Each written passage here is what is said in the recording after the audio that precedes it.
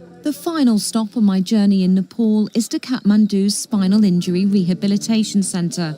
It's where many patients injured in the earthquake are now being treated.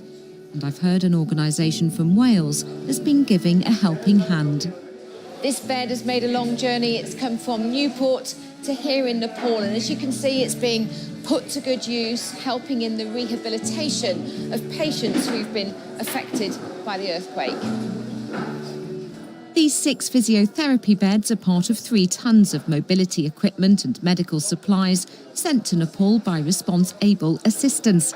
It's a not-for-profit organisation based in Newport that helps disabled people affected by disasters. Now, since we have this bed, it's easier for us and more effective. I'm sure the people who gave it will be very pleased to see it put Yeah, to such definitely. good use. Since the earthquake, there are nearly 4 times as many patients here, all with their own stories of survival and loss. They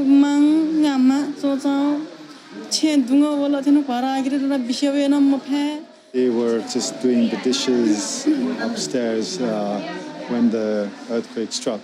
So when the earthquake struck, it just kind of collapsed, everything collapsed. So she says 2 of her sisters and her father died. 7-year-old Nirmal is paralysed. He survived the main quake but fell from a tree during an aftershock while playing with friends. He went down with his back against the rod, and so the rod actually went through his body, and he was actually stuck there. And then the kids who were with him had to lift him away from the rod. We've just spent the morning having a tour around the spinal unit and hearing the stories, and to be honest, it really is quite overwhelming. Nirmal's father was working in Saudi Arabia at the time. He's had to come back. You know, you could see it on the face of his wife that they really just don't know how they're going to make ends meet. It's a real mixed bag of feelings, to be honest. Sort of great admiration for what they do here, but also an overwhelming sense of how tough it is to have an injury like this in a poor country that's itself struggling to get back on its feet. What we just saw is it's kind of heartbreaking, especially to see Nirmal, who probably will never walk in his life.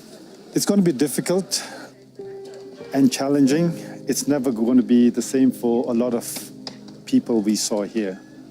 And I can only say they're going to bounce back in some form, for sure. What struck me most during this visit is not just the physical damage like this, but the emotional impact of the disaster. Seeing the eyes of my friends well up when they told me how they'd survived and then how they were driven to help those around them. There's no doubt that rebuilding this country is a huge challenge, but the will is there, and you won't find a more resilient people than the Nepalis.